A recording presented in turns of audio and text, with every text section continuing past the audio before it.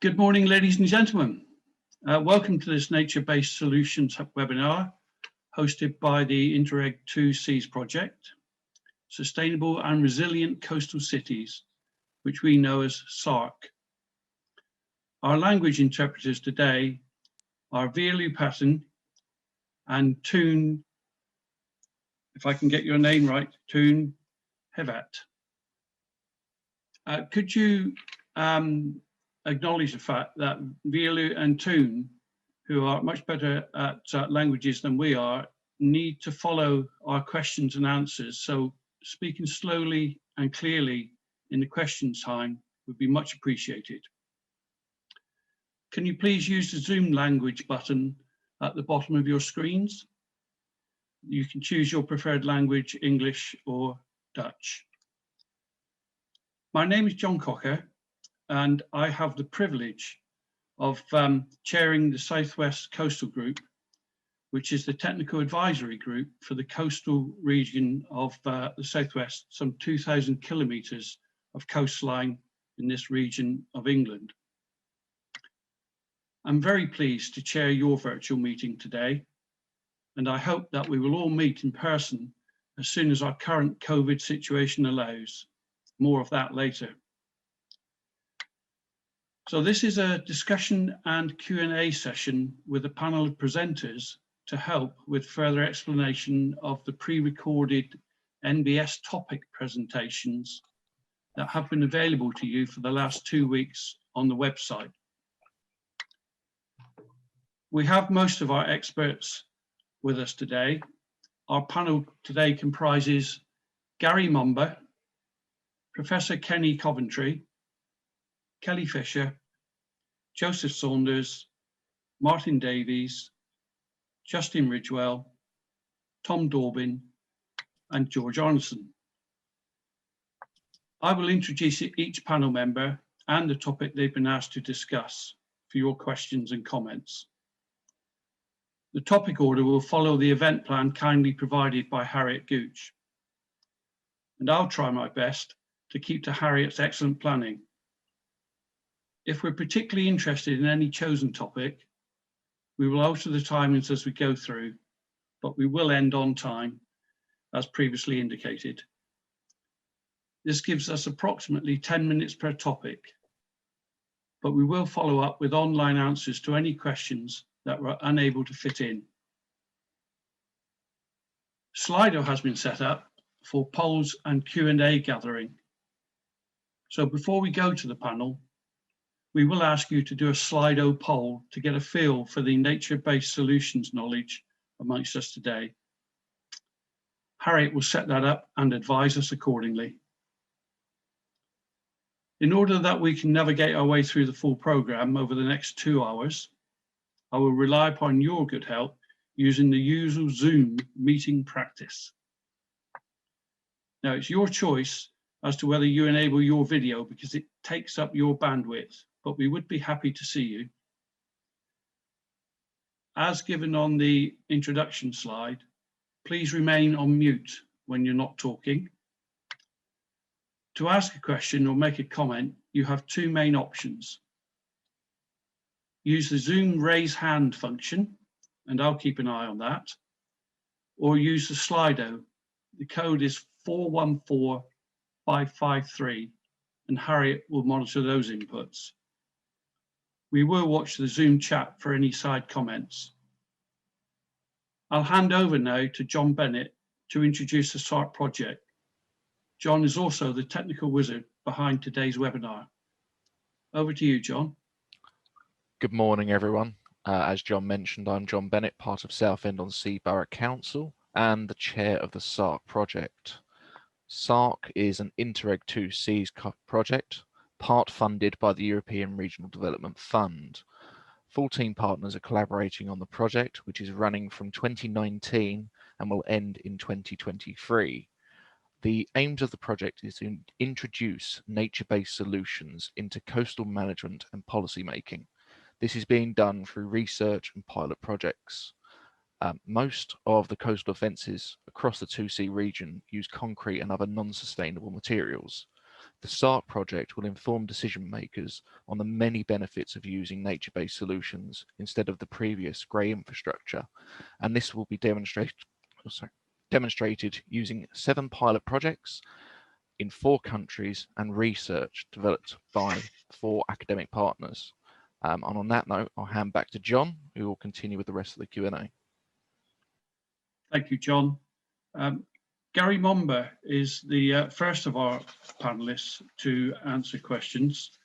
Now, trusting that you've seen all of Gary's very interesting video, I'm going to ask you please to input your questions, but I'll kick off with one, Gary, if that's acceptable to you. We've had some advanced questions. When adapting from a hard coastal defence structure to a more natural system, how can we use historic trend analysis to understand and predict the pace of shoreline change after being held in an unnatural position for so long? Thanks very much, John. Yes, well, the situation is that coastal change is a long-term ongoing process. And it doesn't really happen in the time frame that coastal defences are erected. So, I mean, we can look back 10,000, well, I can look back 20,000 years, but let's go for 10. After the last sort of interglacial, last ice age, the Younger Dryas, last ice age, sea levels rose by 40, 50 meters, slowed down about 5,000 years ago. And then a lot of the currents and patterns were put in train at that point. So you see, it's a very much an ongoing process. And by putting up some seawalls or some dikes over the last 400, 500, 600, 700 years, you haven't necessarily stopped that process. You might have interfered with it, and as a consequence, you can cause extra scour, or you can change the sort of hydrodynamic regimes, but you haven't necessarily stopped it. So looking at the evidence that can try and tell you about those patterns of change, and this is in the long term, are very useful to sort of anticipate what might happen in the future.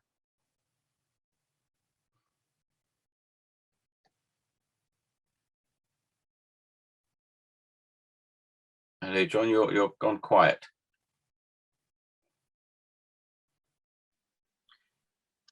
I must remember to keep unmuting myself. Thank you for that. I'll carry on with the second question to you, Gary, if that's okay, in the absence of any hands up that I can see at the moment. Has your work uncovered evidence of any historic-based coastal management stroke adaptation measures, or is this all new? Well, it pretty much is new. Again, people have never really had the time depth, say, in their livelihoods to understand what's really happening. So they tend to be reactive. They've always been quite reactive because they haven't seen the long-term patterns. So they tend to put up structures that don't necessarily take on board these long-term processes. I suppose, in a way, you could say, I mean, we haven't really got any evidence that people have. That's why we tend to find it, because it hasn't really worked, or we find it now because the coastline has eroded away to discover it. But what we find, even with the building of, say, of dikes, once you put dikes up, you might reinforce a coastal barrier, which is something, so that's a way using a nature-based solution. But at a certain point, you're going over the balance, and so there may be a consequence of scour, etc., that come with it. So you will ultimately sort of interrupt that balance. So I suppose that the short answer is we haven't really identified direct evidence of people historically using nature-based solutions, but then it depends how you define it, because putting up an earthwork in the past could be a natural defense as opposed to a great big concrete wall. But generally, people didn't really think, let's adapt to this in a natural way. They tended to deal with the problem immediately that they probably caused beforehand. I hope that answers that question. Yeah, thank you, Gary. I was wondering whether Kelly Fisher was going to tell us that the wooden structures that she found that were 1,000 or 2 years old might actually be a nature-based solution, but we'll hear from Kelly later. In the absence of a further question, I've got another one for you, Gary. how do you take evidence such as art and written descriptions to draw a historic shoreline on a map? Well, with the art, I think it gets quite complicated. We'll look at the sort of art and we'll try and assess I suppose the accuracy and the significance of that artistic depiction. Now, what we'll have to look for within that, we'll look for certain schools. That Newlyn School of Art, for instance, was quite accurate, and the Pre-Raphaelites were very accurate with the detail. So we can look for features on the coastline. We look for buildings and markers, and then you can relate elements of the coastline to those fixed structures for to try and recreate the map, but the coastline from art. But art can vary. Sometimes it's very subjective, sometimes objective. So we have to filter out the relevant aspects of art. So it's not really every painting will tell the story, but there will be a certain amount of them that will give you information that you can then compare with the scene today. We also have to think about the tide, of course, because tides go in and out. So you have to look for features that you can pick up that were sort of independent of the tidal movement.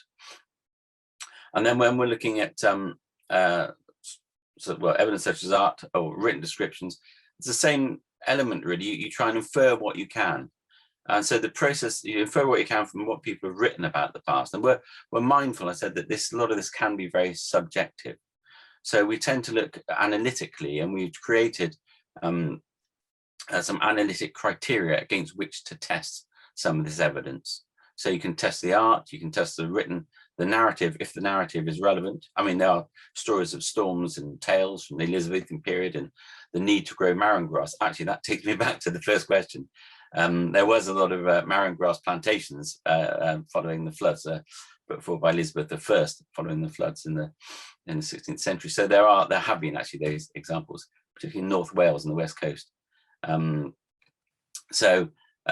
Yes, maybe, yeah. But yeah, so really it is trying to assess the information you've got. You can't take it all at face value. You have to then apply certain criteria to test it and validate it to see if we can then really use it to give us indications of that change.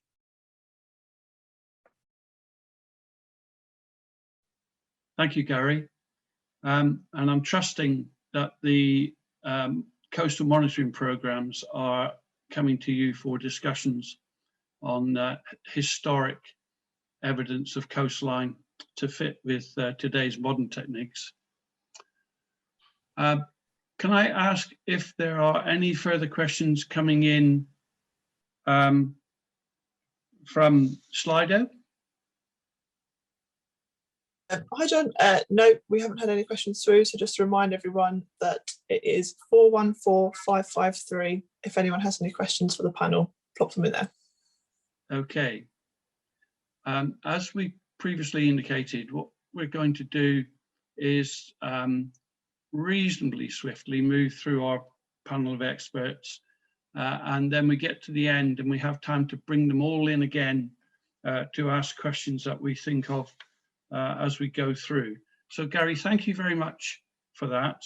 I'm going to move on to Professor Kenny Coventry.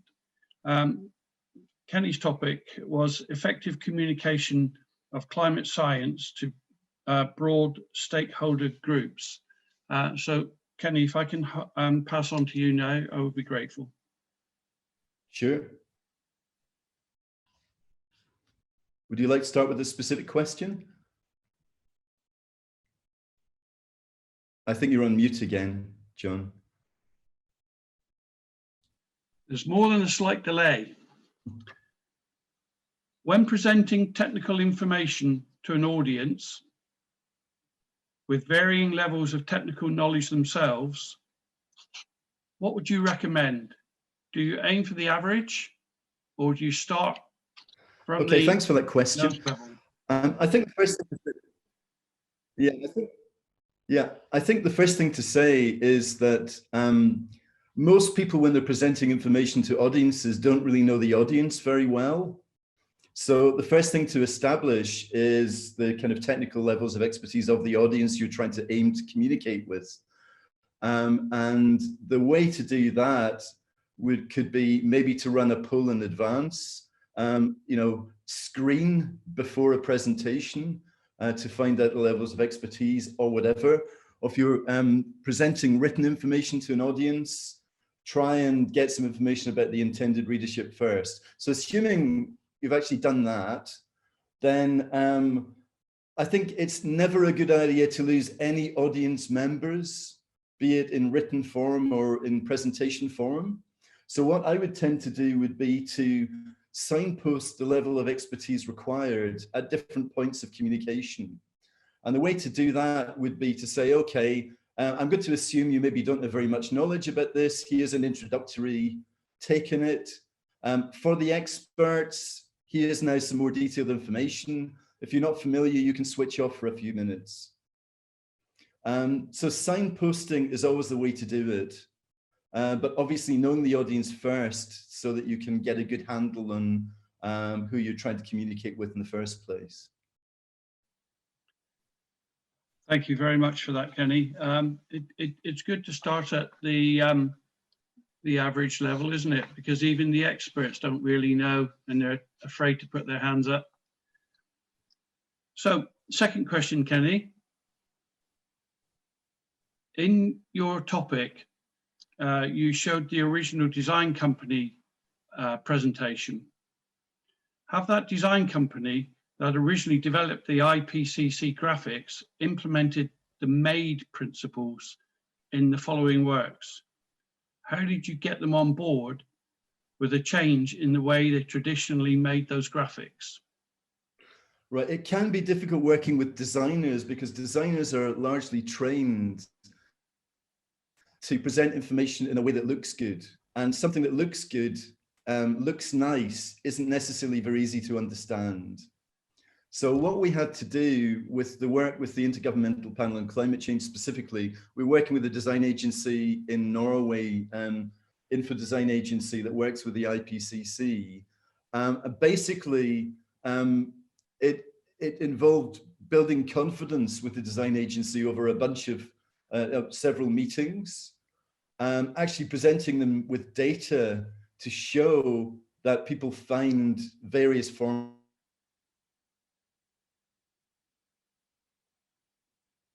evaluation, the kind of fourth part of the MADE kind of process.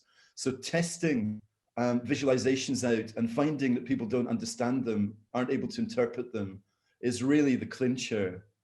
So design companies tend not to test very much, and they don't necessarily have the expertise to be able to analyze the data to actually understand that people understand information presented. So that was really the handle we used to get them on board.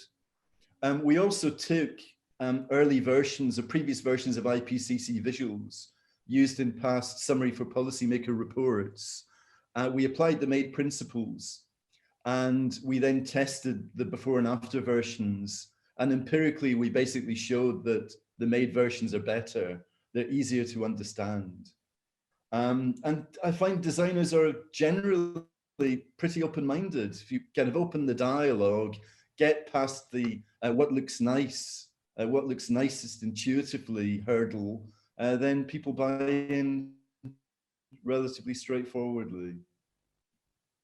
Yes, thank you, Kenny. I must admit, with my preference for pictures rather than words, I certainly found that your MADE presentation was a lot easier for me to understand.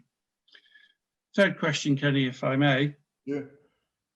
Have you seen evidence of where these communication tools have been used in a biased way to encourage readers to form a specific opinion, and what steps can be taken to remove bias?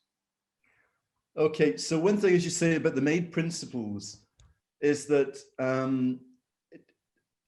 you can choose the message that you're trying to convey and then apply the principles to maximize the communication of that message.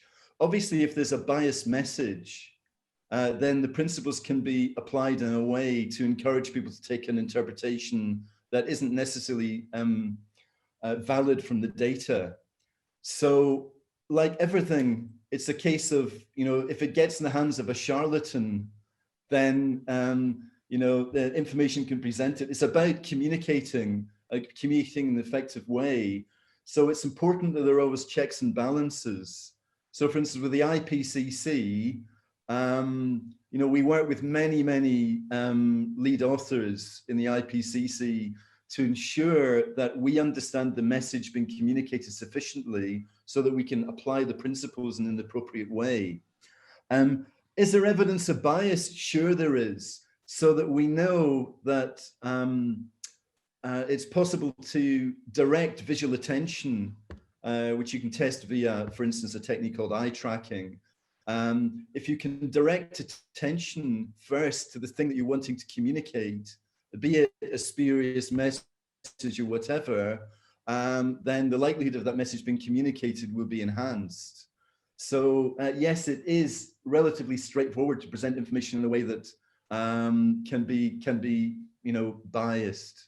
So really, it's about the integrity and the quality of the science and making sure that the message isn't misrepresenting the data in the first place. If that step is right, then bias is minimized. Thank you, Kenny. The message to us all, which in my experience, we all thoroughly sign up to, is we must give the unbiased information as we see it, and allow the communities and the politicians to make the decisions. So I'm really happy to say from my viewpoint, the information I've picked up from the colleagues all around is always unbiased and as accurate as we can give it. Sure. And then it's over to the presentation companies, using your advice, Kenny, to make it understandable for the community. So well done. Thank you. I haven't seen any hands up, and no one's come in from Slido. So if it's okay with everyone, I'm going to move on to Kelly Fisher. Kelly's subject, as you all know, was adaptive coastal management and resilience in East Anglia. So Kelly, can I hand over to you, please? First question. It sounded like the community appreciated the temporary hexi block work in Hemsby and Winterton. But can we keep justifying the expense on temporary measures when it's likely adaptation will still need to take place to manage risk? Thanks very much, John, and good morning, everyone. Yeah, that's a really great question. Now, Hemsby and Winterton, the important thing to bear in mind is that homes were constructed in this area, generally of non-standard construction, wooden homes, at a time when the sand dunes were accreting. Because of the movements of structures called nesses, natural features on our coast in Norfolk and Suffolk, as they move, the area then began to erode. And we suddenly see that these homes are becoming at risk.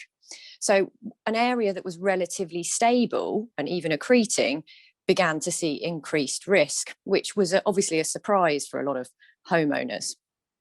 Now, the benefit of installing these temporary measures was that we could begin to have a conversation about adaptation at the same time as defence. Now, generally, when a community begins to become at increasing risk, they will lobby for defence. And that's because as human beings, we're not that keen on change. We'd rather things just stayed as they are. And that's a very normal human feeling. But we need to take the community on a little bit of a journey.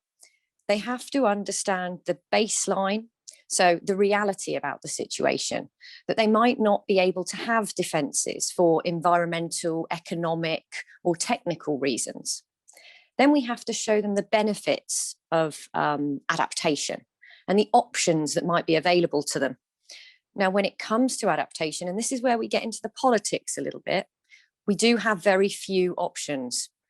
So we have to start talking about defence and adaptation to get the community on board. We saw 17 homes lost at Hemsby and Winterton since 2012. So they were really lobbying hard for defence. If we had turned up and said, no, it's adaptation or nothing, the community would have continued to push harder and harder. So we've now been able to have that conversation. Now, when it comes to can we keep justifying the expense on temporary measures, that really is a political question. So it's very difficult for me working for the Environment Agency to answer that. But what I can say is that we can't see flood and coastal risk management as very black and white, that permanent structures are non-compensatory and therefore okay, we can build those. Whereas adaptation, moving away from risk or working with natural processes, that might be compensatory. So it's up to us as technical specialists to really outline the benefits of adaptation so that society can begin to see that, policymakers and our politicians as well. So then we can start to say that actually it may be better to spend our money on adapting up front rather than being too reactionary. Well done, Kelly. Thank you very much.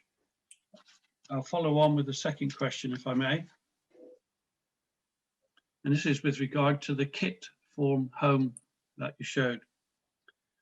When a kit home is given planning permission, are there planning conditions provided as to the triggers for the house to be moved? If so, how is this regulated? Yep, thanks very much, John. Another great question. The short answer is yes. Planning conditions are imposed on any of those kit homes because we have such a rapidly eroding coastline in East Anglia. We tend to know when they're becoming at risk anyway. But generally, it's controlled by a distance factor. So we say when the cliff reaches within, it could be 10 metres, it could be 5. That does depend on the geology a little bit. That the owner will need to undertake a risk assessment, submit that to the council, and then show their plans as to where they're going to move the home, how they're going to be undertaking that, those kind of things. Now, we have learnt the hard way on occasion that if you lose the access first before the home, then moving it can become quite tricky if you've got to start driving across farmers' fields. So it's a relatively new thing, kit homes, but we are seeing them increasingly on the East Anglian coast. And they're a great option because, as I went through in the presentation, it allows the homeowner to live in a location that they love and retain some asset value as well, but definitely needs to be controlled by the planning system. Thanks, John. I'm just going to follow up on that, Kelly. Mm-hmm. Unless I'm wrong, it requires the house owner to have some land ready for their kit house some way in advance. So is it that you have to give the house owner is required to get another planning permission in another place? Yes, John, we've got several in East Anglia. We've got a couple that I showed at Eastern Bavance, actually, the holiday lets. And because that's owned by a farm, they've got plenty of land to move those holiday lets to. Whereas the home in Thorpe Ness, yes, they would need to have somewhere to either store their kit home or they would need to gain planning permission to relocate that home elsewhere. Yeah, you're absolutely right. Thank you. Another question for you. Are there any schemes along the lines of Flood Re to fund compensation for coastal landowners? That's a really good question as well. So Flood Re is an interesting one. I am going to move away from the word compensation in this sphere and say, yes, there are initiatives that are looking at ways to facilitate movement away from risk, similar to Flood Re. Now, there's nothing actually like Flood Re for erosion. That's because in the UK, we cannot insure against erosion. That's because at the moment, insurance companies see an erodible loss as a certainty. Well, there's parallels we can draw there. A home that is likely to be at risk relatively soon as a result of sea level rise. Does that fit with Flood Re? Flood Re aren't too sure about the precedent that could be set there. Also, a home that lies in functional floodplain of a river, that's pretty certain that's going to be flooded at some point. So we have a project called CLIFF, which stands for Coastal Loss innovative funding and finance. That's at a research and development phase at the moment. DEFRA, the government department, have also supported that project. And it's looking at potential finance sector mechanisms to help people relocate away from risk if they're in an erosion or a permanent flood inundation situation as a result of sea level rise. Now, the Environment Agency has supported that project as well as other local councils or coast protection authorities around our coast. And I think concerning the issue of permanency, therefore, is it a risk that can be insured? Well, we have life insurance. And that's a permanency. So, there's all sorts of different ways we can look at this. It's not just reinsurance. It could be that a levy is appropriate. It could be that specialist mortgages could be applied. It could be that we're looking at insurance for local authorities themselves to help people relocate. So there is research going on, but there's nothing actually in place yet like Flood Re. Okay, thank you, Kelly. There's a few questions for you. I'm going to follow on with the Bacton and Walcott scheme. And at this point, I really should acknowledge and thank our Dutch colleagues for the technical help and assistance they've given to us in the UK. And well done to you up in Anglia for the scheme that you're progressing. So the question is, Kelly, from monitoring the sand engine at Bacton and Walcott, is most of the sand staying within the system or being lost offshore? Thanks, John. So I don't have the monitoring data completely up to date, but I can tell you what we know so far. So overall, the project area has gained sediment in the period from September 2019, when it was finished, up until February 2020. So that's overall. The terminal frontage, that's where the gas terminal is, that's lost about 56,000 cubes of sediment. But the village's frontage, so that's downdrift, has gained around 112,000 cubes of sediment. So that means that we're seeing the sediment in front of the terminal flattening, and it's feeding the villages downdrift, which is what the sandscaping is designed to do. There is an observable seaward movement of sediment, which is very much expected, but there's no visible loss of sediment to deeper water where it wouldn't be able to recover, which is great news. And as we predicted within the original design model, there was more sediment movement within the short period up to October 29 than in the longer period until February 2020. So there was an immediate readjustment, but it's beginning to settle now.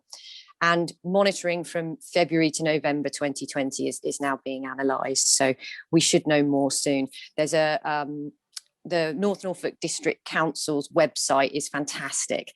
So if you just Google Bacton sandscaping, you can get some really brilliant photos, videos, and up-to-date information on there as well. Thanks, John. Thank you, Kelly. Have you had any, in your experience, intensive storms since you completed the scheme to really test the mobility of the sediment? Yes, we've had a couple of storm events.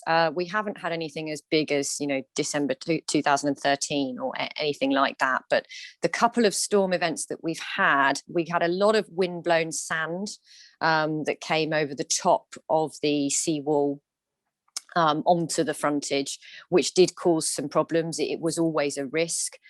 We had some gardens that were covered in sand. The council were great. They helped clean up that operation, but wind-blown sand has been an issue. And then we have seen some cliffing on the beach, which has meant we've had to put up some warning signs because sometimes those cliff edges are quite big. Again, it wasn't unexpected. It was always a risk, but the event where we saw quite a lot of cliffing, that probably would have resulted in some overtopping in the area of Walcott in particular, in the villages. So we were pleased that we didn't see any overtopping there. As far as we're concerned, thus far, the sandscaping is doing its job. Well done, Kelly. That's good to hear. One further question for you, if that's okay. Yep. With traditional coastal defences becoming less viable and sustainable, where do you think effort needs to be put in now and in the future to improve public perception of adaptation projects? That's in light of the progress you've already made in East Anglia. Thanks, John. This is one of my favourite questions, actually. East Anglia is very much at the forefront of this. We've got one of the fastest changing coastlines in all of Europe. So we've got a history built on adaptation. We've got villages that have been lost historically hundreds of years ago that have now relocated inland. The Broads is built on adaptation. That's a low-lying area in Norfolk and into Suffolk as well. But how do we change public perception when it comes to adaptation? We've left ourselves a tricky legacy.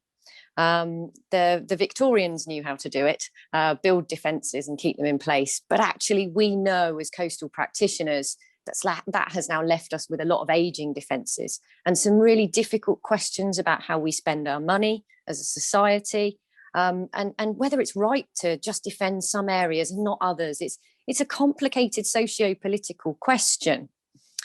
Now, I think if we want to change perceptions, we need a little bit of the impact that David Attenborough, Greta Thunberg have had, Seaspiracy, those kind of things. We need to start thinking a little bit differently, because this is all about perceived poor choices.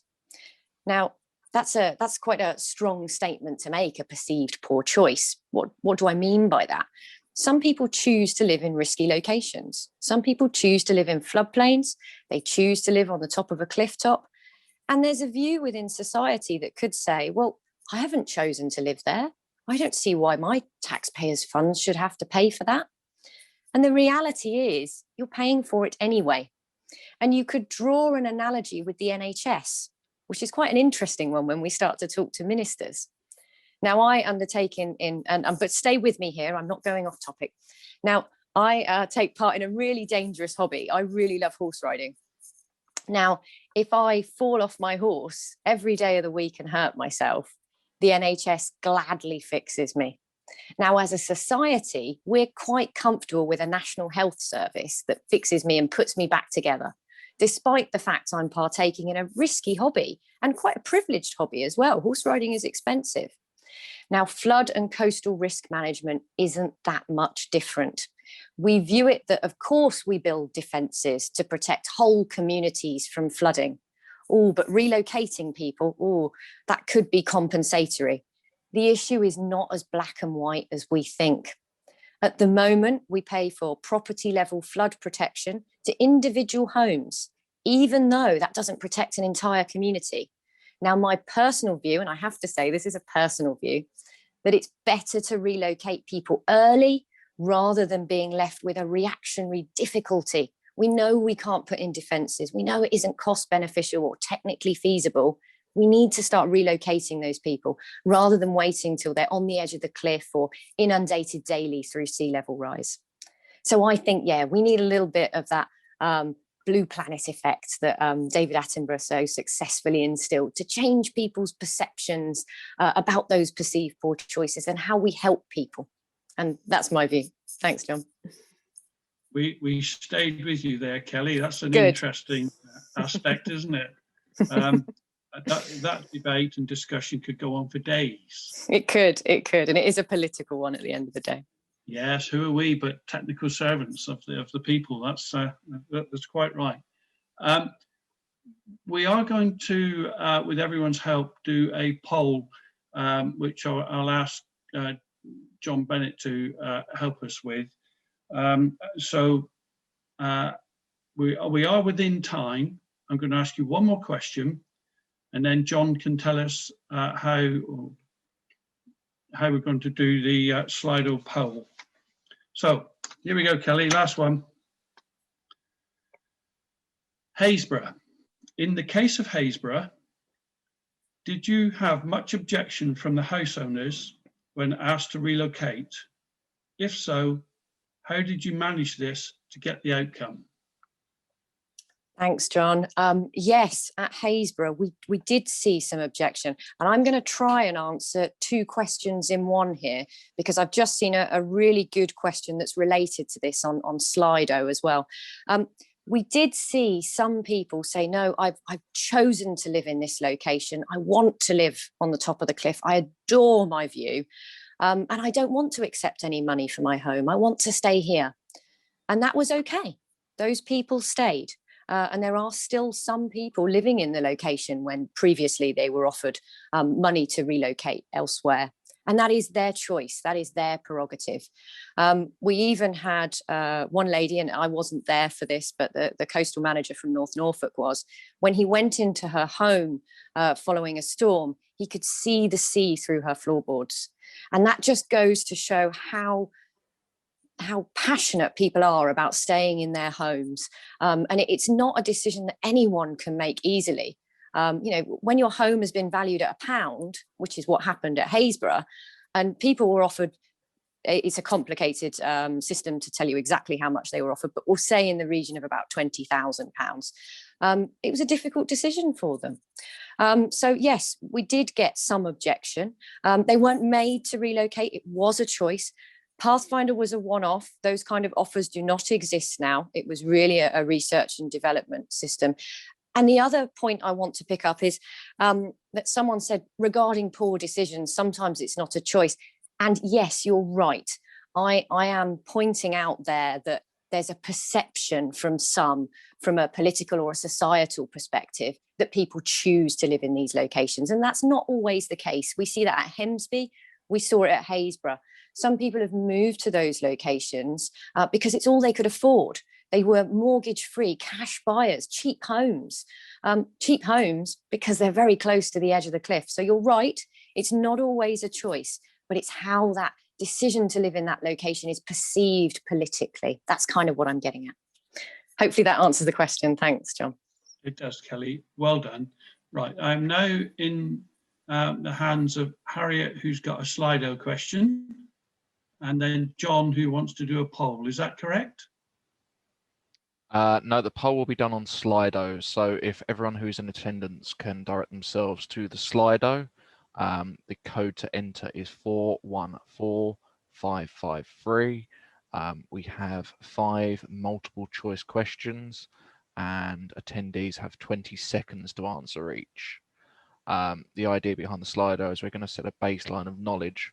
So then at the end of the webinar, we will also ask the same questions again and measure the difference, so we can then report those answers back to the Joint Secretariat of the EU. So if everyone could please take part, and it will help massively with the project and also the learnings.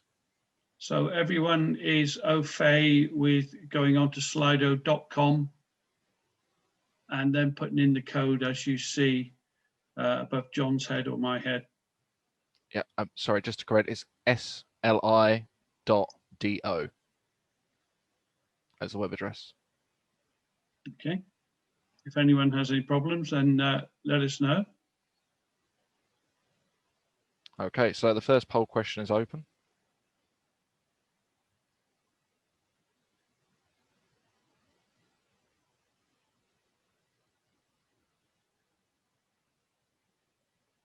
There we go. Right, I can see the answers going up. We've had 57 answers so far. So thank you everyone so far. If we could please all answer the Slido poll.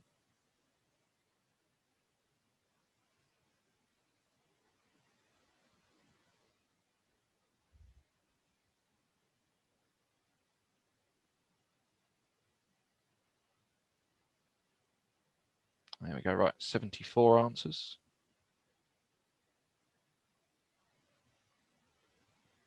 Harriet, how long have we got left on this question? Oh, there we go. Right. Yep. Voting's closed. Right, can we have the next question, please?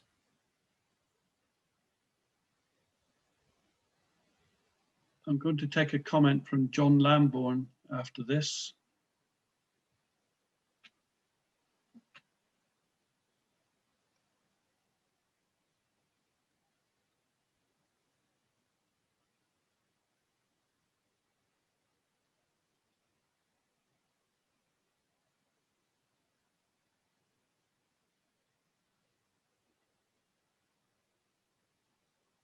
There we go, right, not long left. We've had about 80 responses on the poll, so thank you very much, everyone.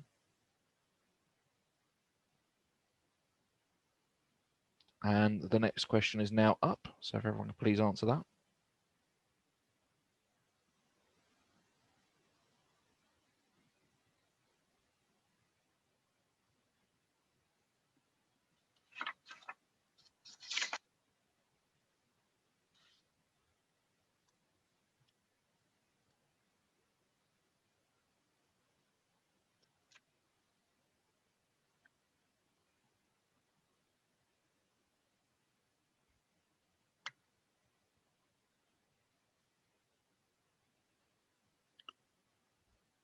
John, is your hand up or down? Do you want to ask a question afterwards? Is that John Bennett or John Lambourne? John Lambourne. Sorry, John.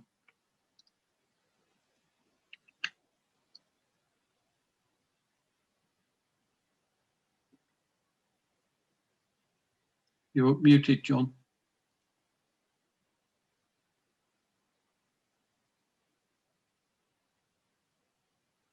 Oh, just a reminder, everyone, the next poll question is live.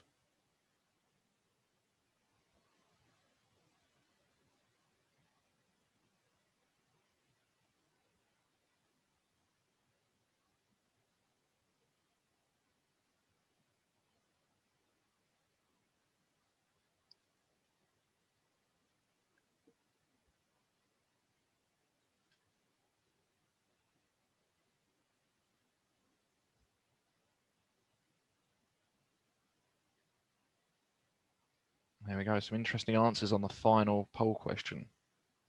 So it's only live for a very short time, so everyone please answer. And there we go, voting is closed. Right, thank you very much, everyone. Next question is live.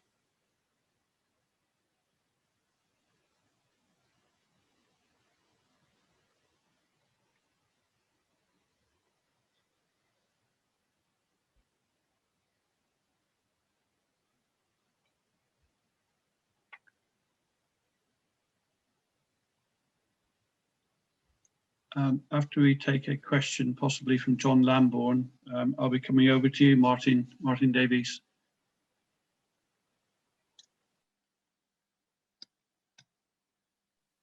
Okay, John. There you go. Right, that is I believe the final question closed. So thank you very much for everyone who took part.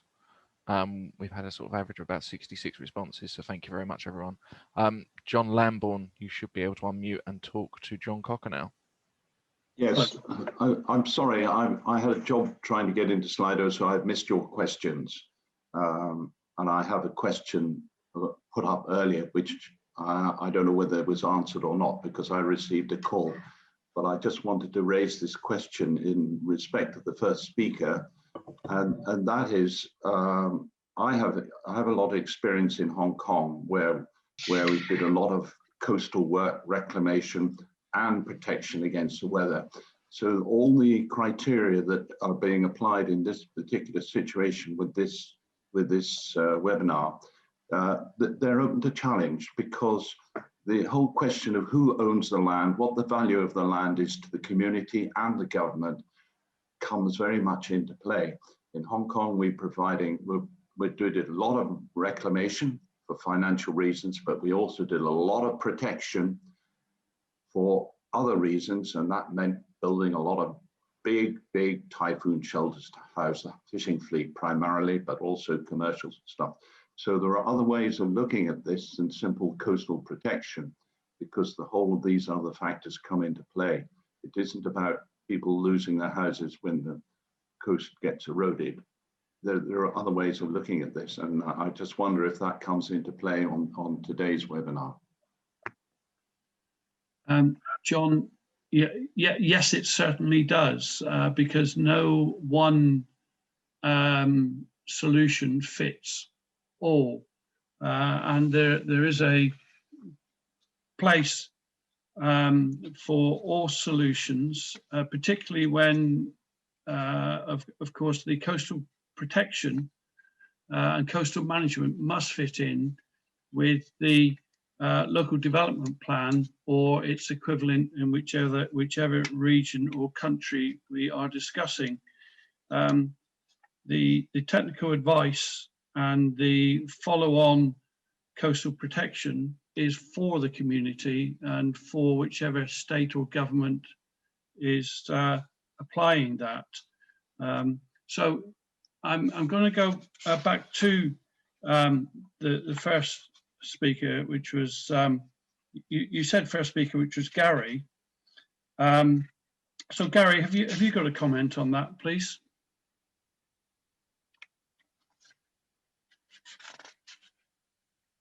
Well, there's obviously different issues when it comes to redevelopment and looking at sort of long-term coastal change. But I think that John's point was more, if I got that correct, it's more about more sort of, I suppose, socio-political impacts of redevelopment of certain landscapes and or coastal areas. But I suppose how you bring into I mean, that was almost in Hong Kong, a lot of developments there have been sort of overriding. It's a relatively sheltered embayment, but it's dominating the landscape. And I don't know that they took into account much of the historical aspects. I mean, there may be some sort of historical fishing, social aspects that they should take into account, which would all come to play in the narrative. And so I suppose our approach would be looking at that sort of long-term issue of coastal change and how that would affect the coastline.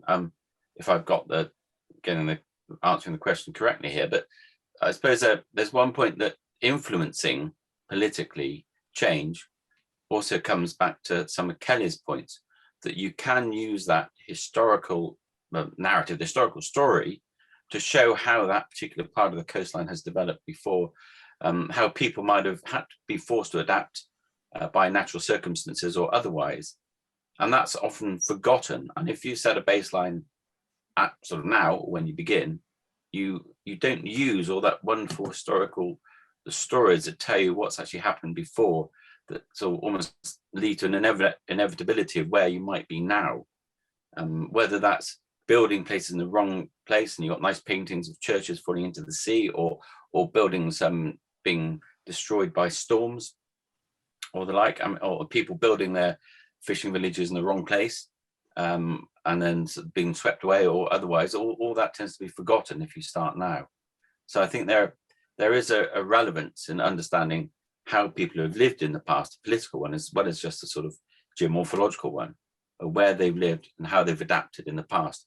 And that story is in the past, and it's one that you can feed into, you can tell people about to influence their decision making now, what they'll do, and better understanding why they have to adapt now and in the future.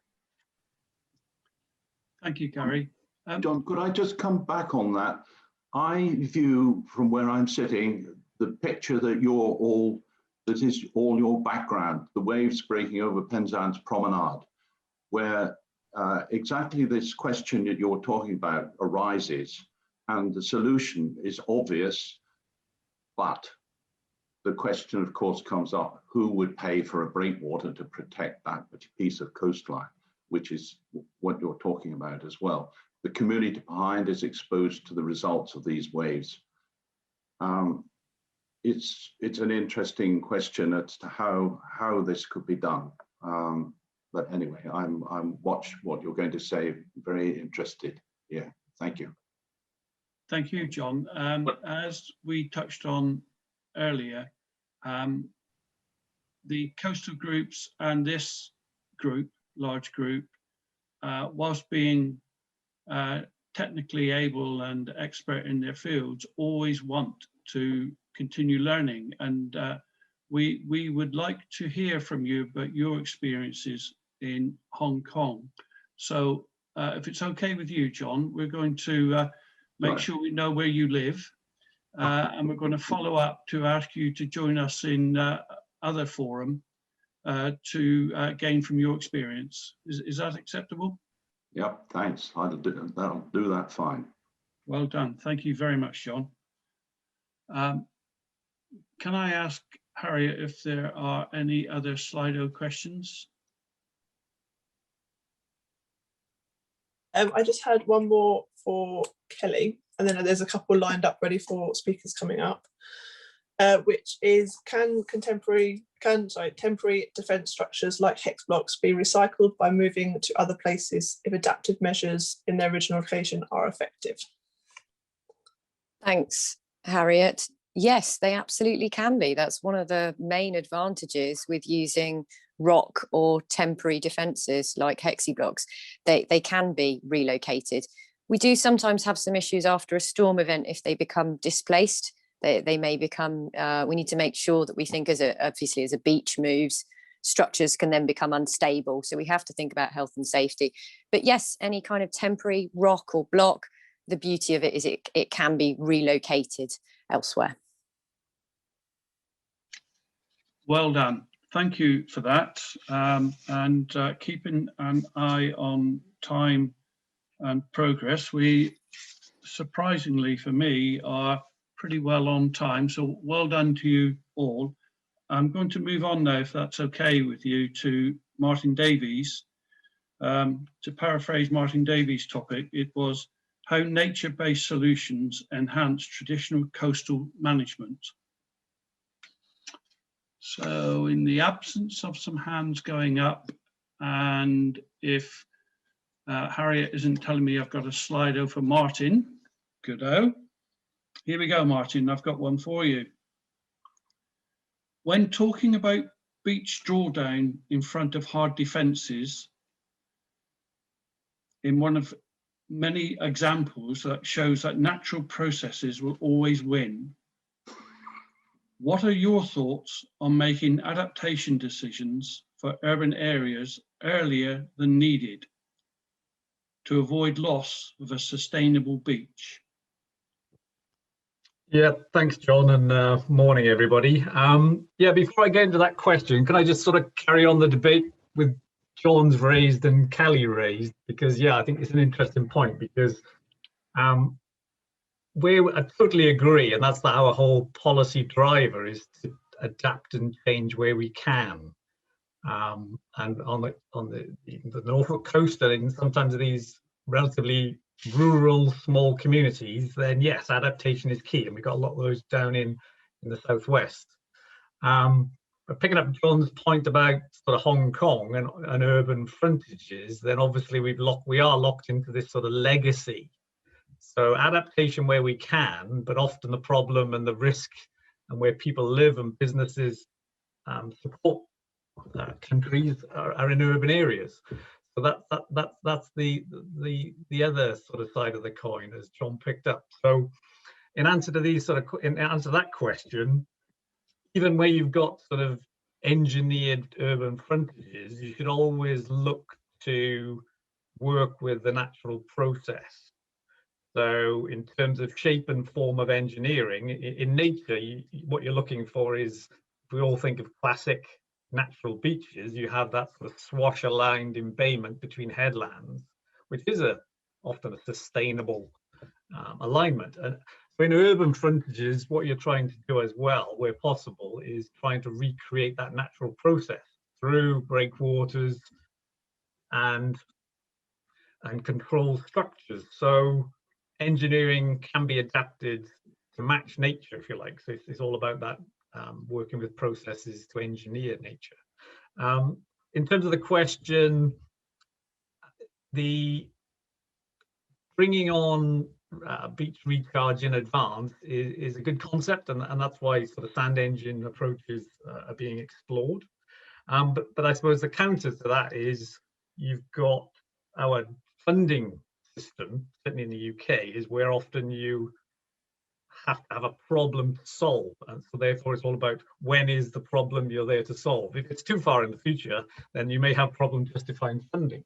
That's why third-party contributions, multi-benefits, joining up engineering and amenity and multifunctional engineering development is key, really, so to be able to do that sort of work in advance. I think we've all seen some pretty unattractive control structures on beaches, rock piled high, that can ruin a landscape. But when it's done well, you can link that sort of creating a natural engineer or an engineered embayment with development as well. So I think that's the key, really. Looking at the long-term sustainable approach, but applying multi-benefits to be able to do that work in advance. Thank you, Martin. Now, Martin, there's no pressure on you for the next question, Martin, that I'm going to ask. I'm just going to remind you that a lot of your top brass are listening, okay? Okay. Do you think our flood and coastal erosion risk management strategy is innovative enough? And after you answer yes, you'll explain why.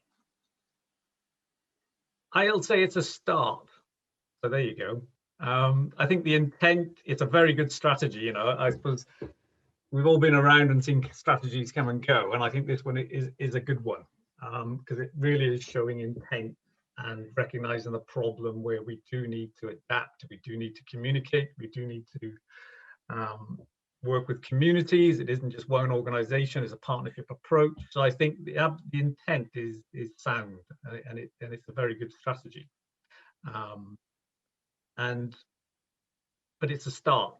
So I think the trick will be to turn the paper, the words, you know, into reality. So it's all about case studies, it's about innovation, it's about taking risks, it's learning to adapt by doing, I would say, because we've all come across projects where you can apply as much money and science to the problem, but nature will decide what happens rather than we will.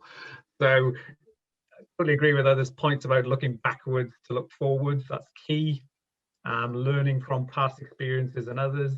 But I think it's having to take risks, and we do that through sort of pilot projects. There's a recent in the UK Innovation and Resilience Fund, which is there to be able to test some of those sort of strategic new strategy thinking. So I think we need to do more of that. I think there needs to be more ways of taking risk within projects, enabling our suppliers to take risks, and enabling ourselves to take risks more in a controlled way, and creating living labs, if you like, real world places where we can experiment more. I think it would be useful R&D approach. We do it in the lab, but it's whether there's places in the real world we can do it with as well. So I think the intent is there. It's a good strategy, but it's just the start, and it's all about sort of bringing it off the page with real world projects, I would say. Yes, thank you, Martin. And you mentioned the recent innovation opportunity run by DEFRA and the Environment Agency. So I would actually like to take the opportunity to congratulate the Environment Agency and DEFRA on that project, to actually put forward decent money to encourage projects with innovation is an excellent idea. So well done on that decision to DEFRA and the EA. One last question to you, Martin. Historically, funding for adaptation has been limited. What types of funding have you identified to deliver this? Well, in addition to the Innovation Resilience Fund, I think there needs to be more of that. Examples where we've taken a justified flood defence scheme, what we look to do as well, where possible, and certainly with some of these complex change projects where we are looking at innovating, it's always useful to have some budget set aside for that sort of, you know, we can do it for community enhancements projects. So I think there needs to be part of that budget set aside within a justified capital scheme to look at adaptation within it. So I think that's a model that probably could be explored more. At a local scale, we've done it with some recent innovation around something called TechoCell, which is using a steel netting gabion type structure made of stainless, so it's recyclable and sustainable and adaptable. So we're looking to don't want to use the word experiment, but certainly look to use that technique to explore ways of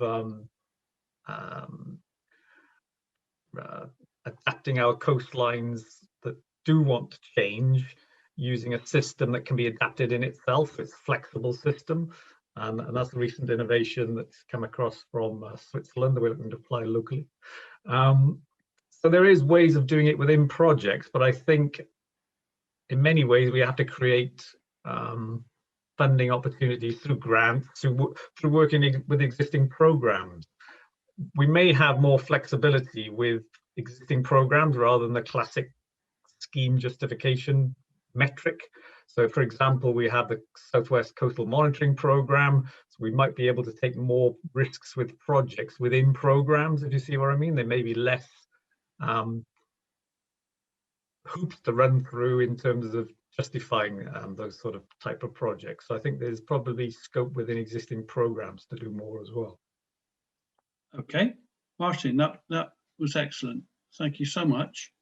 Well done. I'm going to move on to Justin Ridgewell. Justin's topic was capacity building, long-term thinking for decision makers and local politicians. So over to you, Justin.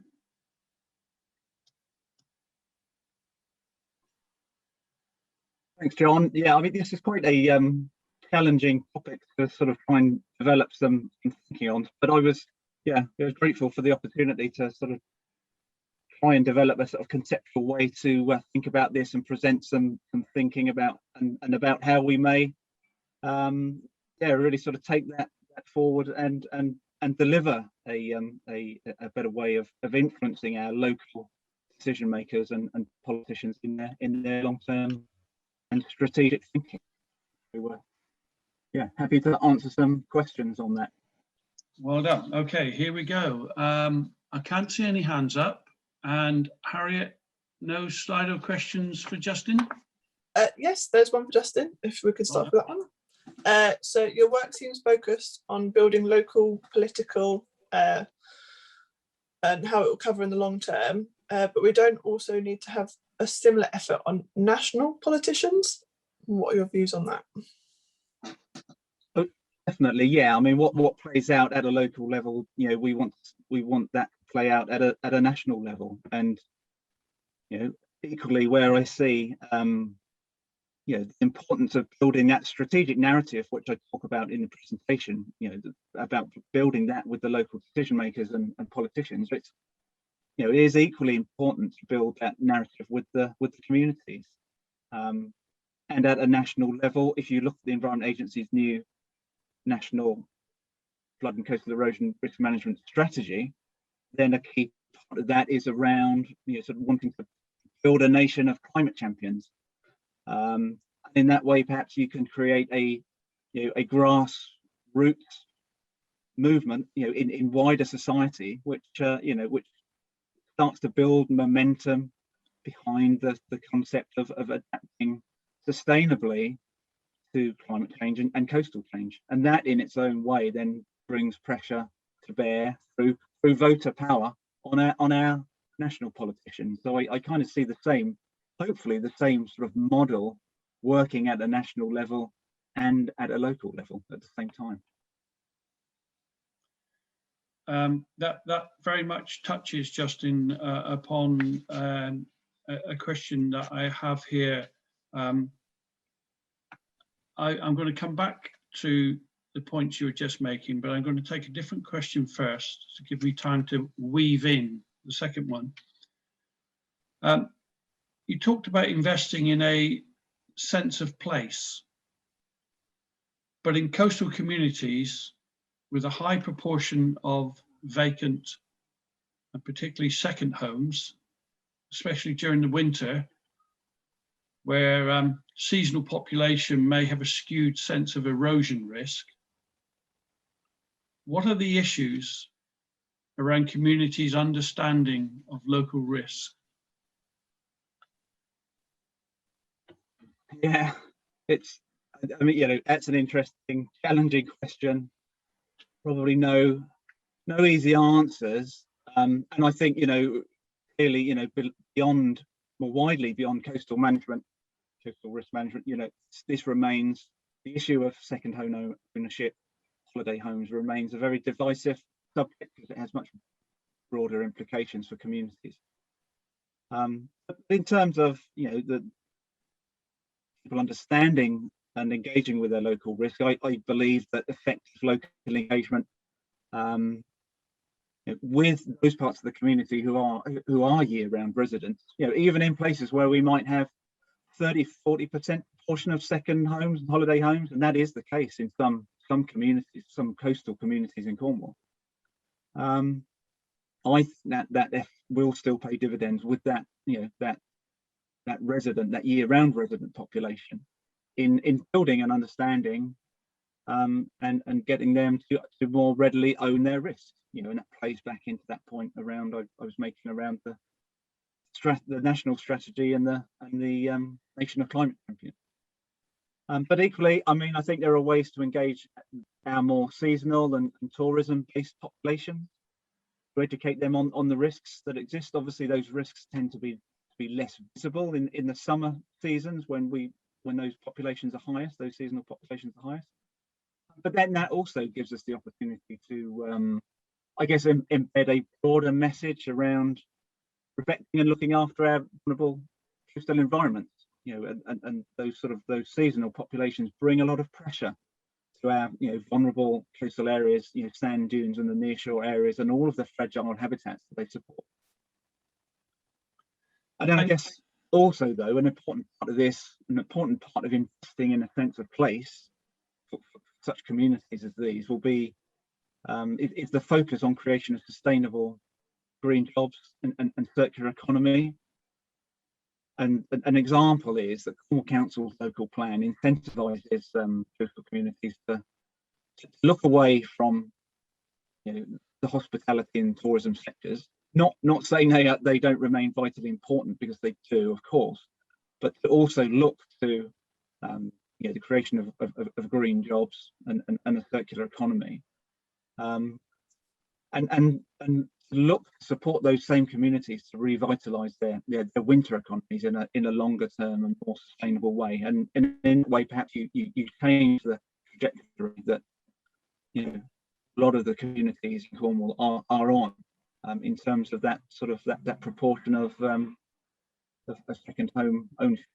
Yeah, it's always a thorny issue to discuss, but I think there are ways that we can effectively engage to counter that. Okay, Justin, there's a question that's come in from, and Flavia, I hope I pronounce your name correctly. Forgive me if I'm not exact. From Flavia Kosovinu. And the question from Flavia for you, Justin, is how to make people aware of the risks during the holiday season without scaring them. Well, I think that sort of feeds back into that point around you embed the issue of risk within that wider sort of education piece around looking after the coast, and through educating around how fragile the coast can be, and many of its and how vulnerable many of its habitats are to sort of pressure from tourism. You can then also embed the message around risk, which exists in a more tangible physical sense in the autumn and winter months. But I think you can educate on that without necessarily scaring people, and also sort of highlighting that our approach, Environment Agency's approach, is very much around educating people and having them better informed means they are better prepared to cope with that risk and to be resilient to that risk. And I think what I find sort of in my local experience is that people readily take on that message of risk, and actually it becomes quite a badge of honour to be very clued up on your risk, be aware of the type of coastal conditions and weather conditions that might create risk, and generally have a better understanding of how the coast behaves. So I think, you know, people very readily adapt and take on that message if we give them the opportunity to do so. Yeah, thank you, Justin. So I take it from what you're saying is, but in an unbiased way, informing people and communities to allow them to make their own decisions and manage their own risks. Bearing in, it's all about self-determination. We want to build that capacity for self-determination within the community. It goes back to that point you made earlier, John, around we want the decision-making process to be driven by the communities and the local politicians who represent them. You know, with us in the background as, you know, credible providers of credible evidence and, you know, technical expertise. I think that's, you know, that's sort of the model that we're looking to develop. thank you. Kenny Coventry, you have your hand up. Over to you, please. Yeah, sure. Just to feed something in.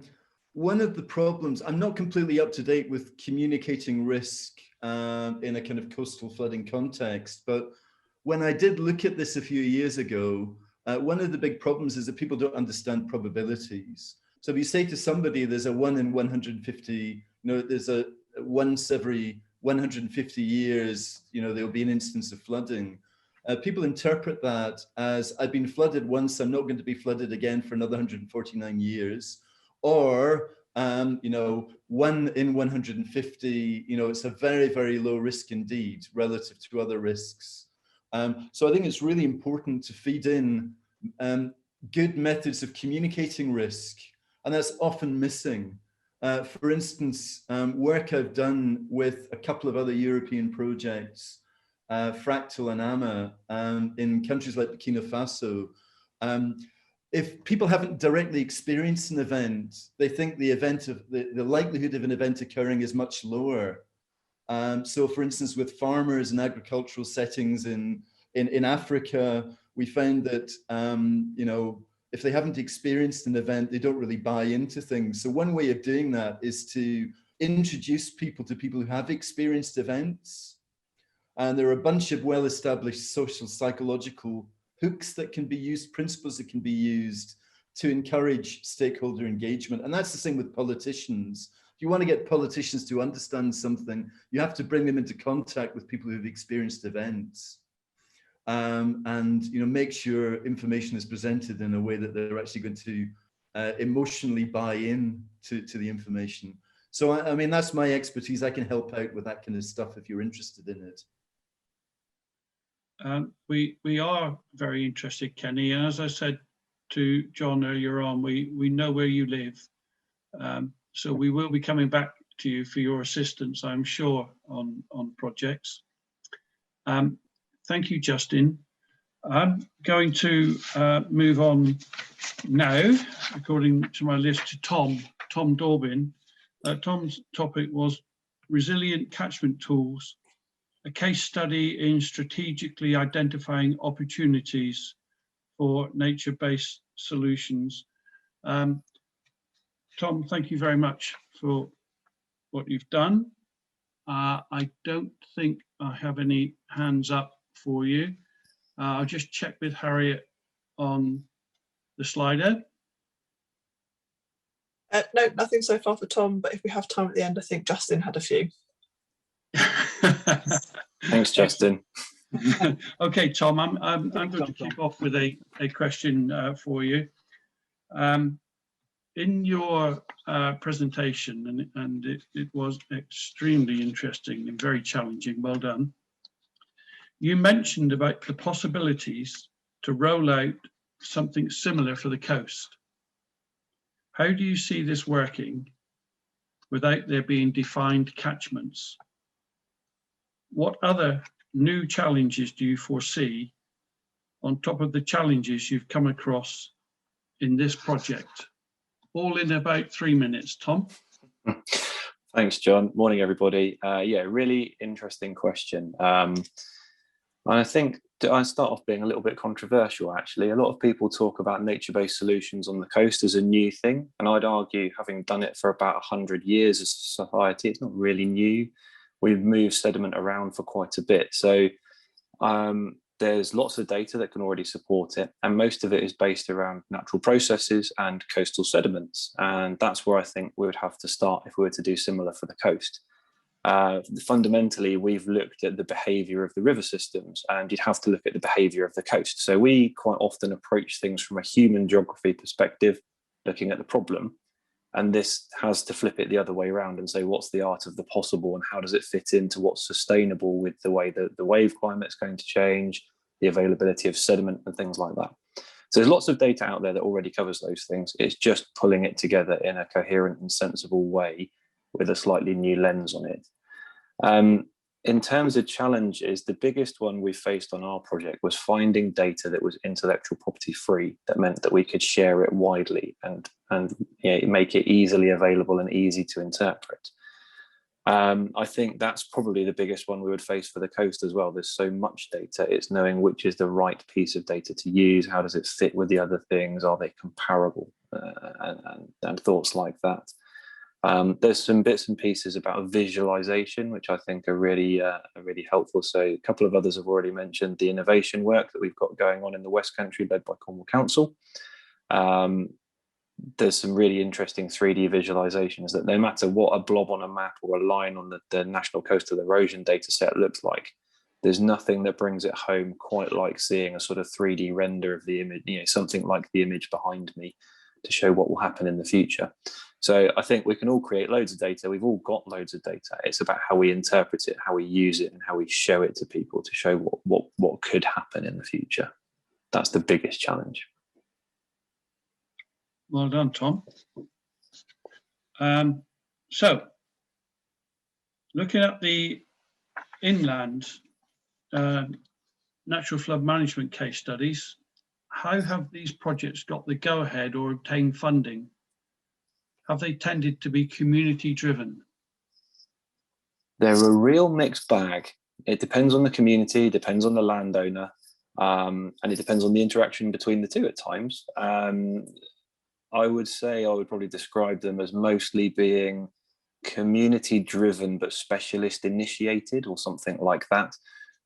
So we can identify where there's potential using the tools that I've created or other data sets that exist around the country and around Europe.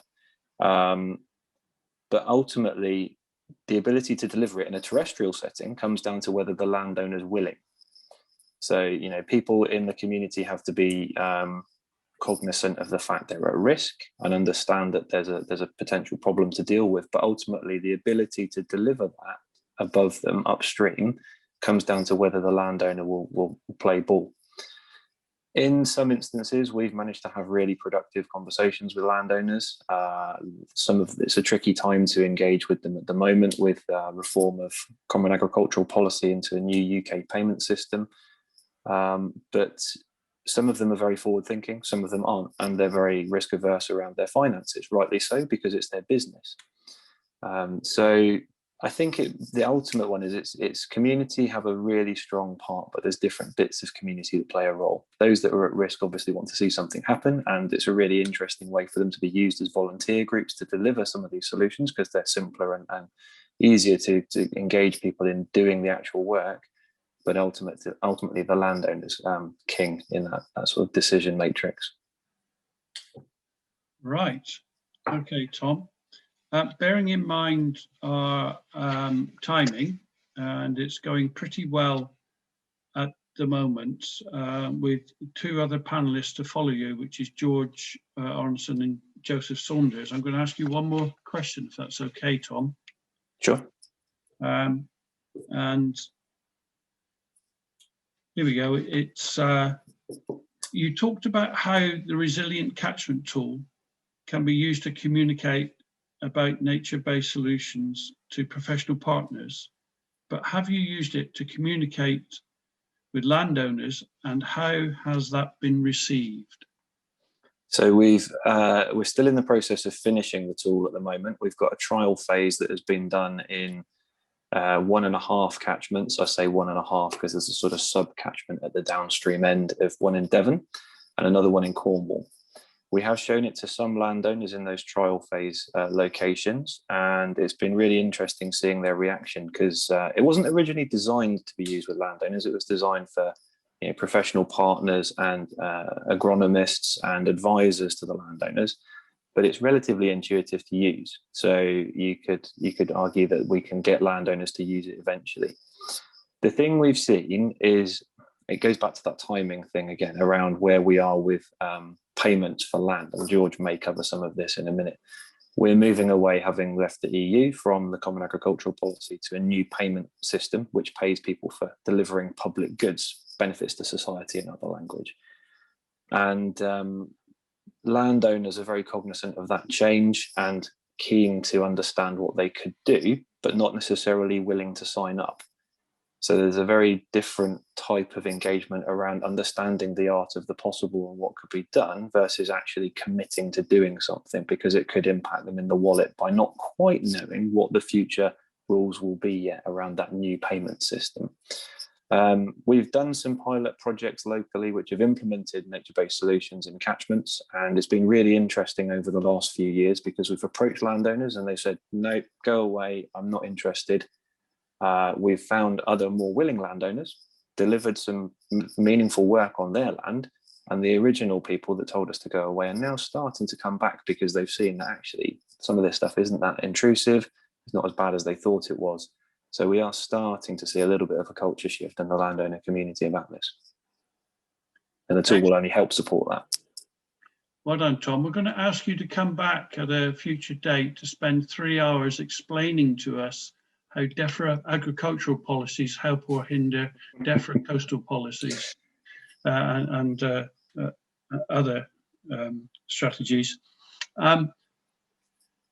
Before I move on to George Arneson, Harriet, I understand that we want to advise the attendees that are with us at the moment that there will be a couple of Slido questions at the end.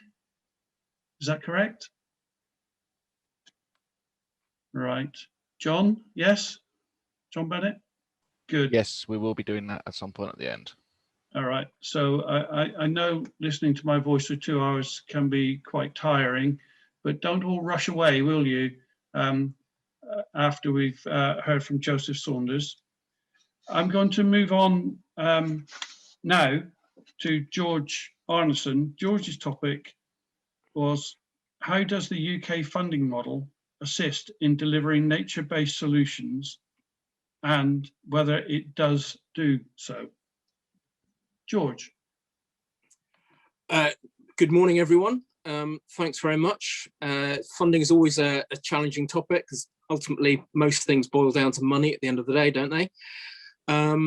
So very pleased to sort of share my thoughts on that.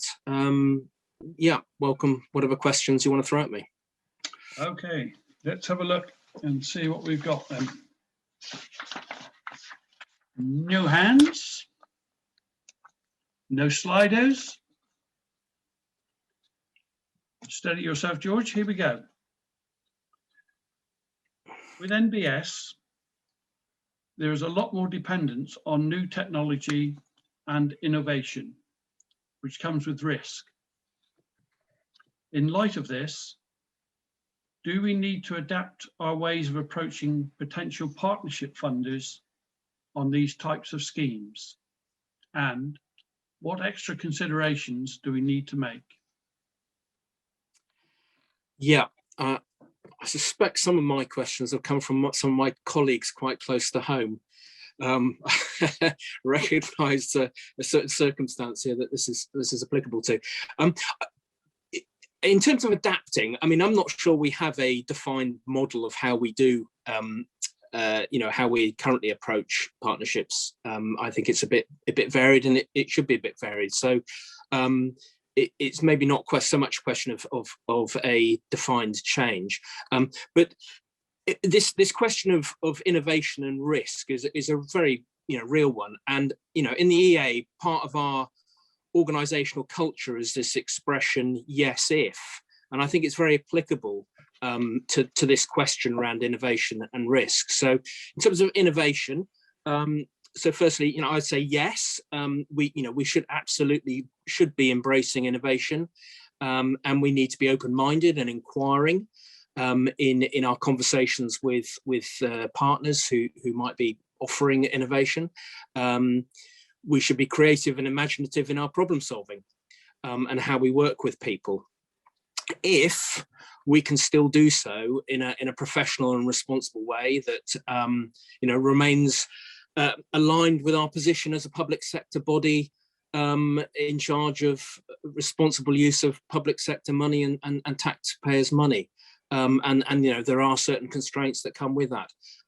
So we can't just be a sort of take a Wild West approach to innovation, and we still have to be responsible about how we do so. And in terms of risk, again, yes, I think we should be prepared to take considered risks in the interests of innovation, and we should be decisive and explicit about doing so, if we can do so on the basis of a good and objective understanding of those risks and the options and the pros and the cons and the residual uncertainties, etc. And I actually think the Environment Agency is open to taking risks. I think sometimes what prevents us from doing that so more is that we aren't focused or analytical enough in the way that we present the issue or the risk to the decision makers. And risk is one of those things that means very different things to different people. And depending on where you're sitting, your appetite is very different. So I think putting ourselves into the shoes of the decision makers and trying to understand how they view risk and what are the key issues or questions that they are interested in making a decision about that risk is probably what we need to do maybe a bit more of. Well done, George. It's at this point that I shamelessly say to everyone that we have an excellent relationship between the risk management authorities, the Environment Agency and DEFRA. And we look forward to continuing that excellent relationship and obtaining even more money from the Environment Agency and DEFRA for the much needed schemes in the Southwest. So allied to that, George, the next question. Where durability of nature-based solutions and the effect of bioarmoring are difficult to quantify in terms of standard of protection and asset lifespan, what are your recommendations to capture OM3 benefits when bidding for funding? Can I ask you, George, to inform us all again what OM3 benefits are? Sure. So this is very particular to the UK's allocation of government grant money. OM3 is the category of funding that is addressed to coastal erosion, and it's aimed at protecting households from coastal erosion, and it's part of the funding calculation that we apply. And it does so it's a very simplistic model. It basically assesses the delay to the loss of that household, and it puts houses in one of two risk bands and asks the question of the project of how long are you going to delay the point at which that household is lost through erosion. So there's a couple of elements to this, and it's quite specific. I think in general terms, I would say,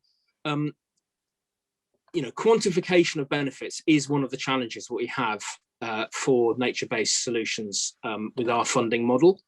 And there's no sort of black and white answer to this. But I would say don't give up too quickly, because we may have to work a bit harder to gather the evidence or make a reasonable estimation of the benefits or the beneficial impacts of that solution. But it may still be possible. To remember that the purpose of the the funding calculation is to justify the distribution of funds, of public money. It's not quite the same sort of basis of evidence that's needed for, say, detailed design. So there is a bit of room for manoeuvre in terms of the level of justification that is needed. And at the end of the day, it's about persuasion. We're trying to make a persuasive case for funding. And if you can be persuasive, you will be successful. So that's the general terms. I think in terms of durability, that is particularly impacted by the duration of benefits that we claim. So this may be, in some circumstances, that we will not get the duration of benefit that, say, a concrete or rock armour would provide us, and we can't demonstrate that some sort of softer, more nature-based solution will give us that, but it will still give us something. So that duration of benefit is quite critical, and it's something for us to look at.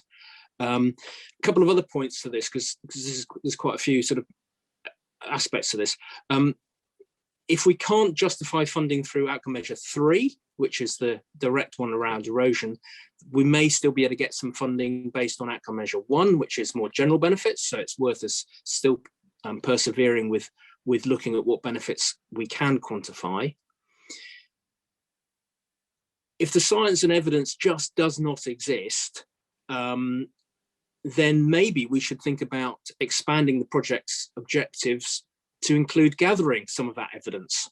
And that is exactly what we are doing on one or two of our projects in the Southwest.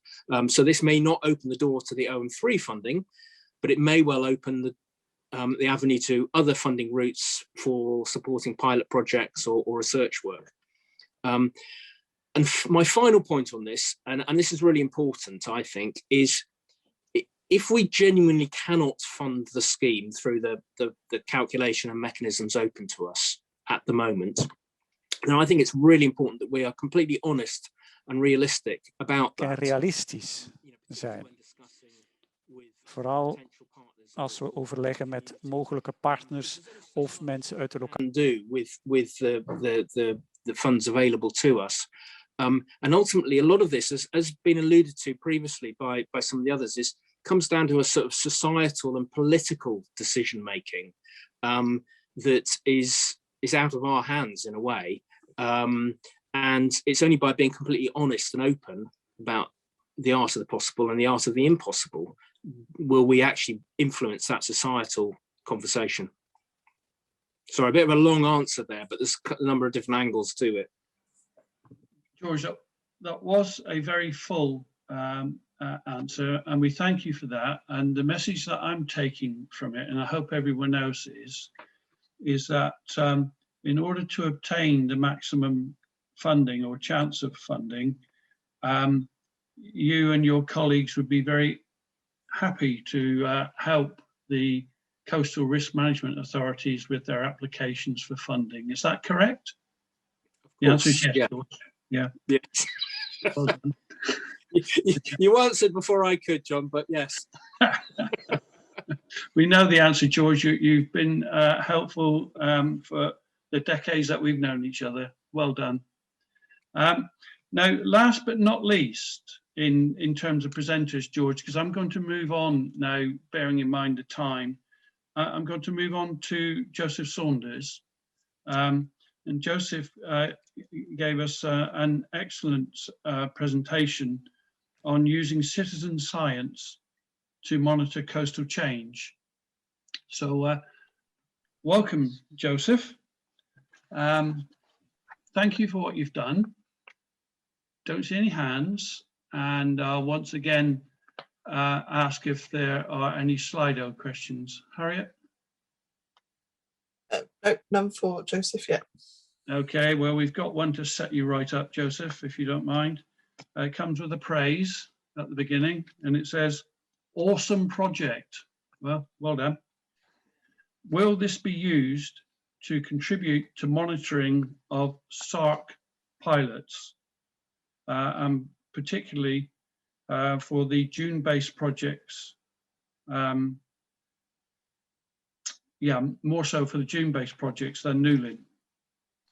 Thanks, John, and morning all. Hope you can all hear me. In answer to that, Plymouth Coastal Observatory will only be monitoring, well, or installing coast-snap sites in the southwest. So the only SARCC site that applies to us would be at Newlyn. However, as that's a sort of eco reef, it wouldn't really be that appropriate. However, we do have a coast-snap site that's going to be installed in Newlyn for a separate project, which will actually overlook where the reef will be installed. So that's quite of interest. But you know, coast-snaps is very much a sort of global project now, and since its sort of humble beginnings back in 2017 from the University of New South Wales, where they had their first coast-snap station installed there, it's sort of spread around the world. So there's lots of different organisations like Plymouth Coastal Observatory who've taken on the banner and had several sites installed. So I think they're in over 25 countries now. And you know, the best part about it is it's a very cheap method of monitoring. So a cradle and a sign would cost in the region of around £300, and if you have an interested party that would like to set up something at a local beach, I know there's a few coast-snap sites in Belgium and in the Netherlands, so I think there's some nearby to some of the pilot sites as well, so that might be something of interest to anybody who's working on those sites. Excellent. Joseph, have you had any feedback from flood and coastal erosion risk management organisations to support that communities are becoming more engaged and interested in these risks? If not, how do you think we can measure its effectiveness? That's it. It's a really good question. It's something that's we've been having a little ponder about. It's quite a difficult thing to measure, I think. We've undertaken quite a lot of sort of local engagement talks. So wherever we've had a new site installed, we try and engage with the local community just to explain the benefits of having a coast-snap monitoring site there, how they can use it, and in particular either the asset or the vulnerable beach that we're trying to monitor or add to the monitoring that already undergoes there. So those have been relatively positive. We've had really good feedback, and we like to think that that's been sort of spread around the community. And as a result, we get what we call sort of local champions, and they tend to go and visit these sites almost daily in some instances and submit imageries, and they're certainly very engaged with what's ongoing with the management of those particular sites. I think with regards to how we can measure its effects, what we're trying to do is use our social media platforms in particular,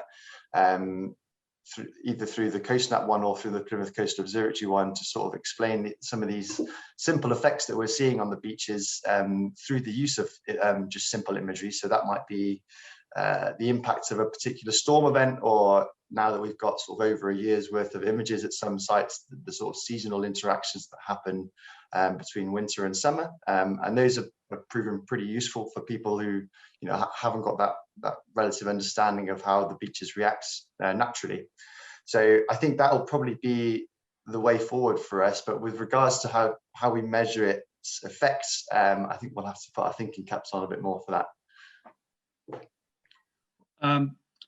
I guess it would be a discussion that we can have with Kenny Coventry about communication and engagement with our local communities. And as we're on the subject of coastal monitoring and the very good work that you do at the Plymouth Coastal Observatory, I'm just going to put a plug in at this point to thank Plymouth University for the partnership we have with them on that monitoring programme, with the good news, Joseph, that I'm sure you want to share with everyone, that the Environment Agency have just awarded you another 6 years funding on the monitoring programme, as with other regions for England. So well done, everyone. Keep marching forward for the next 6 years. Thanks, John. Well done, Joseph.